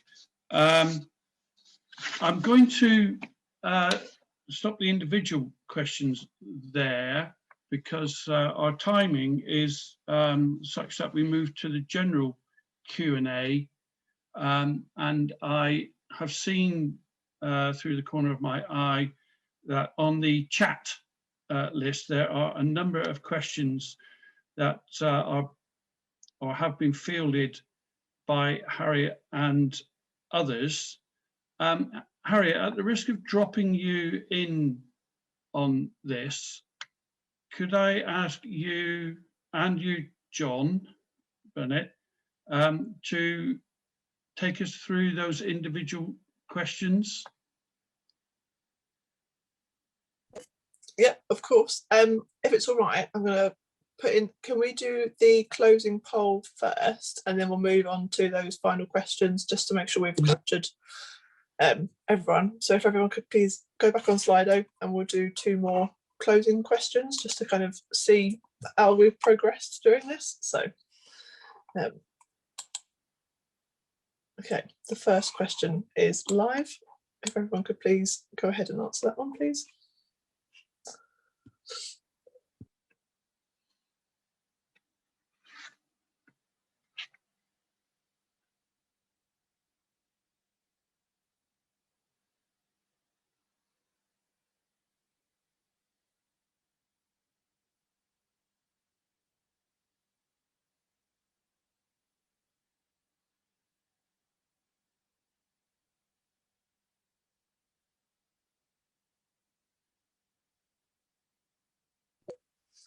Brilliant. And then I'm just going to put up the second question.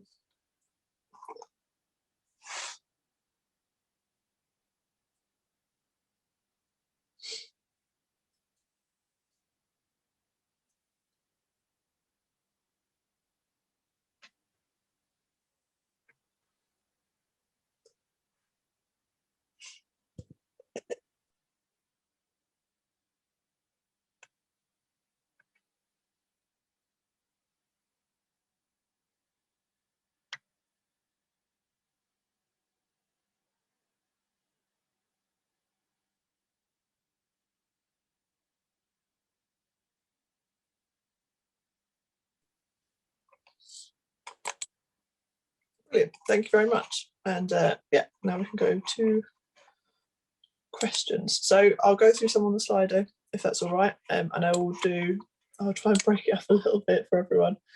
But Justin, this first one's for you. So your work seems to be focused on building local and political over. Oh, sorry, I've already asked that question. Ignore me. Justin, this one is also for you. Justin, do you have any thoughts on how we can make long-term political decisions stick beyond the point where the answers become more difficult and less popular? Well, I guess my first response to that would be to keep improving the science. If we keep improving the science, reduce uncertainty as we move forward, then I think we've got a better opportunity to cement decisions that have been made or commit that have been politically, and reduce the likelihood that they won't stick. And through improving the evidence base, that's our best chance to ensure that whilst that the unpalatable answers are in fact in the longer term the right answers to allow us to deliver the right response to climate change and coastal change. But I think there's a second part to that answer, which is around the adaptive pathways concept. What we're asking local decision makers and politicians to sign up to is that conceptual framework of thinking, where we're not necessarily locking ourselves into long-term commitments, investment, and other things based on what we understand now, but a commitment that we need to adapt and take our steer from the science, but that we design in regular review points through time so that we can review the updated science and that we can take a different pathway at that stage if we want to. So I think it's there's a subtle sort of difference there, and that for me is sort of really important. We need to build that adaptive pathways thinking into our local decision making framework, and then ensure that sticks. Well done, Justin. Thank you. Thank you. And I had one for George, if that was all right for now. So we already have issues of local authorities not funding asset maintenance as revenue is diverted elsewhere. Do we need a new funding arrangement for local authority revenue work? Possibly. It is a problem.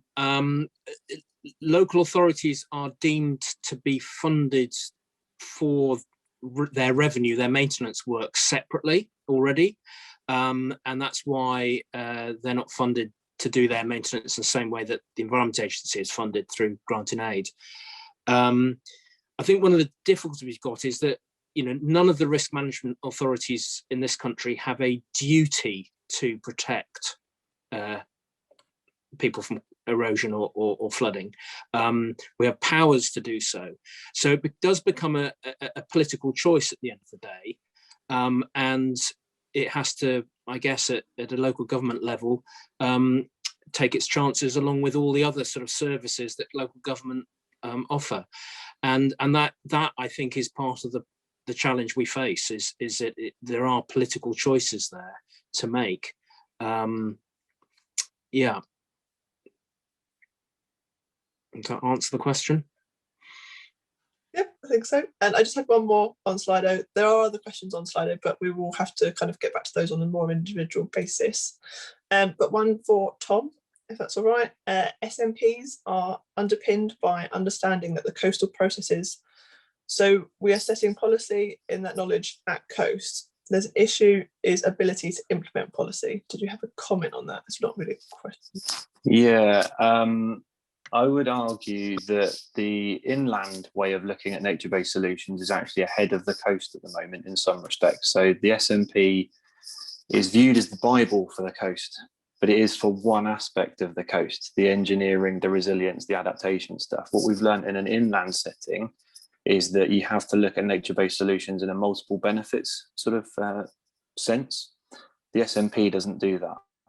So I think the sort of statement that issue is implementing policy, and the poll results earlier were really interesting, that a lot of people were saying funding was one of the things that was a big blocker, is partly a product of not looking at multiple benefits in the right way. There's lots of other people that do things on the coast. There's lots of other benefits that can be derived from working on the coast. So I suspect the biggest thing to unblock that policy problem is looking at the wider benefits at a more strategic level and identify the right solutions from them. Thank you, Tom. Harriet, shall I ask the question from Gary Momber? And before I ask that question, is a thank you to Jeremy Pyle for sending in the information on the papers that are of relevance to the discussions we've had today. Now that's on the chat, and I hope that you can see that, but if you can't, we will make sure that we copy that information into the information sheets and answers that follow up after today. So Harry, I'll ask the question that Gary has put to the panel, and then we'll have a jolly good think about who's going to lead off on answering this. Where local government authorities permit individuals to build and live in areas that are under risk from flooding or erosion without taking into account the ongoing natural processes that cause these risks, should these authorities have some liability for the consequences of subsequent erosion or flooding? Naturally, I'm looking straight at Kelly Fisher to answer on this one. So Kelly, if you kick off on this, but I'd also like to make sure that Martin Davies is in agreement with you after that. Over to you, Kelly. Thank you, John. Yeah, you know what I'm going to say. That's quite a political question. It's not for the Environment Agency to necessarily give a view on that. However, the short answer is local authorities should not be permitting new development at significant flood or erosion risk. The issue comes with working with the planning authority to ensure that our local planners and our planning policies take that into consideration, as we expect that flooding and coastal change is considered through the planning process. We can't stifle development completely. So we have to ensure that development is appropriate in flooding or erosion zones, like the kit homes, like homes that are flood resilient or can be elevated. So we shouldn't see new development at significant risk. Obviously, on occasions we do, and mistakes are made sometimes. And then it's up to the process to ensure that that doesn't happen again. Now, we can have longer term planning constraints put in. We can also look to raise money through the planning system as well. There's agreements that can be made through the planning system that may suggest that a developer could contribute to a new flood or erosion scheme. Obviously, implementing those is challenging because there's an economic driver here. Development leads to investment, and historically, local councils don't want to put off investment. So I think the important thing is to work with planners and the planning community to make sure that we're considering the long term and we're thinking about the science, and that our planning system promotes the right kind of development. Hopefully that answers the question. Excellent, as usual, Kelly. Martin, Davies, or any of the other panelists? I see your hand is up, Gary. We'll give Martin the first chance. Yeah. Thanks, John, and apologies for any background noise. Yeah, I think the question was linked to whether local authorities, planning authorities should be responsible. And I think obviously lawyers would look at reasonable, lawyers would look at foreseeable, and I think it would be dangerous territory to have that responsibility put onto an authority. But I think where we and local authorities are responsible is for making people aware of the risks we've covered. I think there is a responsibility there to ensure that, buyer beware, caveat emptor, or whatever, that if somebody is entering into that sort of development in a risk area, the responsibility is to let them know the risks in better. I think we're pretty good at it generally, but I think we can do better. I think that's where the responsibility would lie, and at the end of the day, then it's freedom of choice. I think that's a dangerous territory to start restricting what people want to do with their lives. It's up to them, basically, because there's all sorts of complicated reasons why they might want to develop. But I think, yeah, that would be my take on it. And as George says, we have powers, not duties, which is a key thing within our legislation.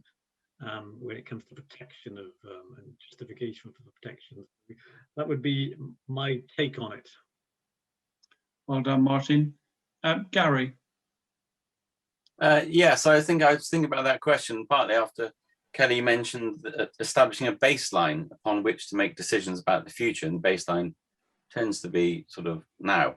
But of course, there are these long-term processes that can be taken into account so that people can make informed decisions, and if they're not taken into account and they're there, then those decisions could be flawed and open then to be, say, contested, and people should be, well, they haven't done their due diligence. And this is where I suppose the historical aspects, obviously we've talked about the long-term geomorphological processes that you can see, but there's also the evidence from lovely pictures and art to show how things have fallen into the sea a few hundred years ago, and all this evidence probably should be used to really help inform decision-making, political decision-making processes about where to build and why things have been built in the past. And I think it's quite interesting who, if authorities, without looking at that historical data, say, oh, well, it looks safe now, or has been for 10 years, go and build there, and then it all falls into the sea because it's inevitable for various reasons in that particular location. There's a bit of a tricky area, you think, well, some liability should come to the person that's given you permission. Obviously, there's long historical issues here that people have built settlements a long time ago, so that those liabilities won't apply. I think it's something that probably may come more to the fore as the years go forward and we start to consider these or understand these ongoing processes. Sea level change isn't just happening now. Climate change isn't happening now. It's always happened. Gary, thank you very much. I do agree with you. We don't know where we are unless we know where we've been. Now, the time has approached and actually gone past where I should have started the closing comments, but I am very aware that Brendan Debates has got a question from the spreadsheet. So Brendan, do you want to ask that question now, or do you want us to save it and answer in the post-seminar notes?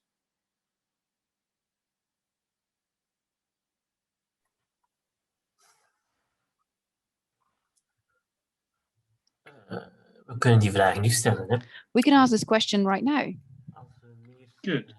Now, if we would like to have a more climate active approach for the local authorities, for the communities, municipalities, it means that they also need to accept a larger risk. And we see that maybe the grey protection was too protective and people don't see the risk anymore. The risk that it involves when you live close to the sea in a lower lying region. And so how can we actually tackle this, that people can accept these risks now? So people living in those vulnerable areas, so to really make them aware that nature-based solutions, that these solutions can be the answer. Thank you very much. I will look in the first instance because we're asking if the communities should or have to accept more risk in the future. So as well as being a technical question, there's a certain amount of philosophy in this. So I'm going to go to Kenny Coventry, if that's okay, Kenny, for you to kick off the answer to this one. Sorry, I'm afraid I have to dash to another urgent meeting. No problem, Kenny. So let me send my apologies, and I look forward to talking to you all again soon. Okay, Kenny, thank you very much. Justin, on my screen, you're sat next to Kenny.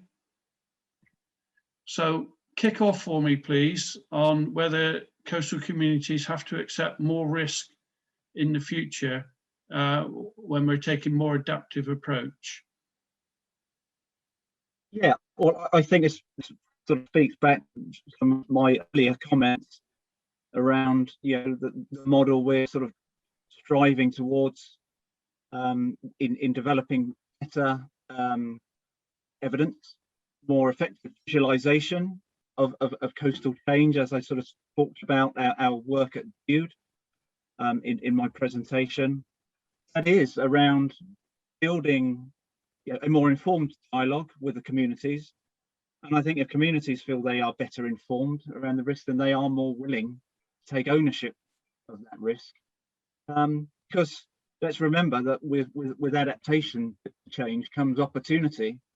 And I think that's the sort of the key message that we can embed, specifically with coastal communities, is that actually there is also opportunity that comes with the change that we need to adapt to. A lot of our coastal frontages, the die was cast for them. We look at places like Penzance, we look at the frontages at Bude, the die was cast in terms of how they were sort of designed and established, many decades and sometimes sort of centuries ago. So it's a sort of generational opportunity, but for opportunity to be extracted from the change that's happening. And we want the communities to be driving and leading that. It's about self-determination. These are the places they live in. It goes back to that place-based, embedding that place-based approach. People have a sense of place, a sense of community, and let's empower them to sort of take the opportunity that that coastal change and climate change can present to design things differently, to build back better, however we phrase it. Excellent. Any further comments from any of the panelists? Okay, we have reached the time when unfortunately I've got to close this session, and it falls to me to thank a number of people. First of all, the attendees who have joined us today. Thank you all very much, and I sincerely hope this has been informative, and we will follow up with any questions that haven't been answered.